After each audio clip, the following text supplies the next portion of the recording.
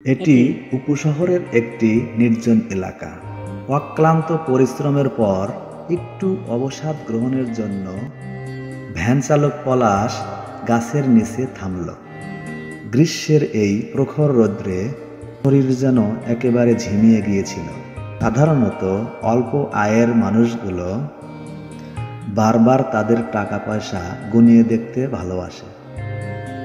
আরও অধিক রুজি রোজগারের জন্য পলাশ সাহেব খোদার কাছে প্রার্থনা করছিল তার এই অল্প আয়ের টাকা দিয়ে পরিবারের খরচ এবং ছেলেমেয়ের লেখাপড়ার খরচ টানতে তার হিমশিম খেয়ে যাচ্ছিল।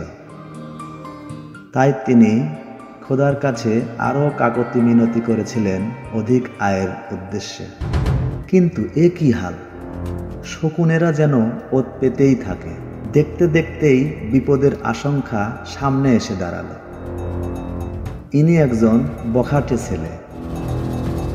পেয়েছি একটা, দেখি তো নতুন কোনো ধান্দা করা যায় নাকি, পকেটে একটা টাকাও নাই, দেখি তো নতুন একটা ধান্দা করা যায় নাকি। তাহলে কি সত্যিই কোনো অকারণ ঘটতে চলেছে? না জানে কি ঘটিয়ে বসে। কি ভাই দিয়ে যাবেন নাকি?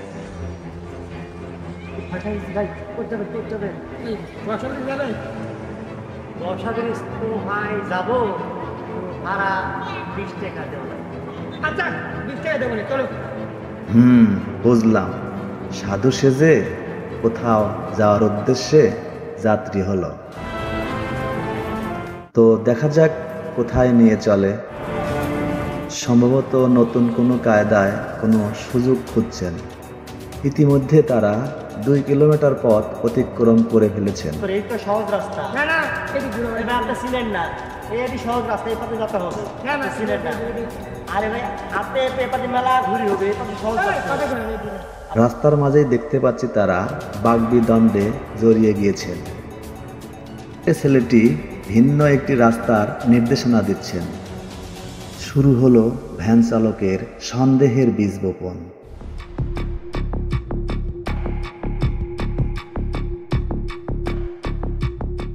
আরও 2 কিলোমিটার এগিয়ে এসে আবারও ভুল পথের নির্দেশনা।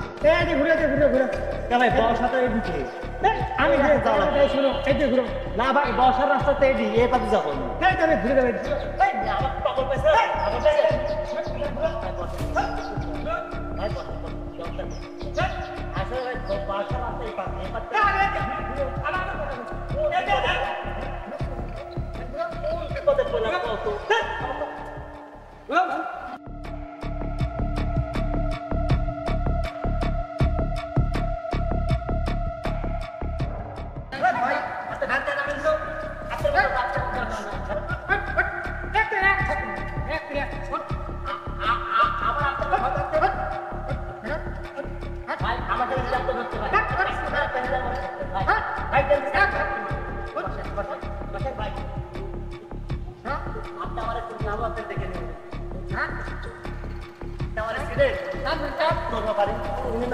দশ কিলোমিটার অতিক্রম করার পর এসেছেন এক নির্জন এলাকা।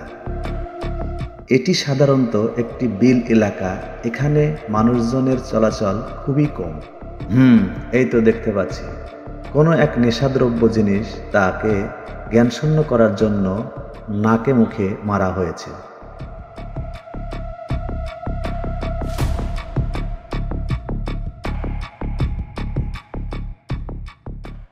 তাহলে এবারই বুঝি মূল ঘটনা ঘটতে চলেছে। তাকে জ্ঞানশূন্য করে কোথায় যেন নিয়ে যাওয়া হচ্ছে।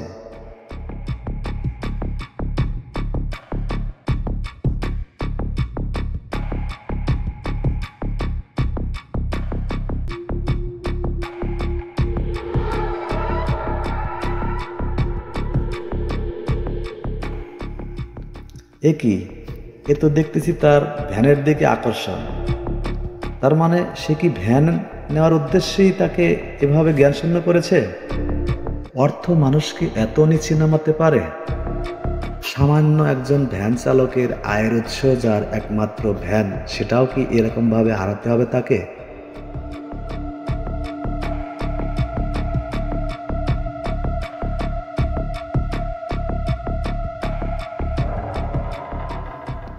দেখছি তার জ্ঞান অনেকটাই ফিরেছে। দেখা যাক এই পর্যায়ে সে কি করতে পারে। আমার ভ্যান কই? হায় খোদা, আমার ভ্যান কি এলো রে? ও খোদা রে, আমার ভ্যান কোথায় নিল রে? ও আল্লাহ রে, আমার ভ্যান আমার কোথায় গেল রে? ও আল্লাহ রে, আমার ভ্যান কে নিল রে? এই তো ভ্যানের জন্য সে হাউমাউ করে কাঁদছে। পাগলের মতো দিক বেদিক না পেয়ে তিনি আবার ছুটছেন তার ভ্যানের উদ্দেশ্যে।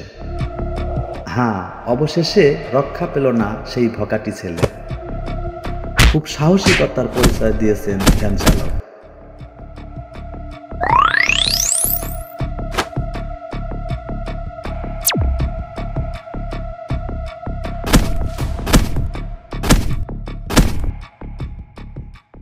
তাকে ধরিয়ে উত্তম মাধ্যম ভালোই দেওয়া হচ্ছিল। তার এই বেগতিক অবস্থা দেখে দূর থেকে এলাকাবাসী আসতে শুরু করল।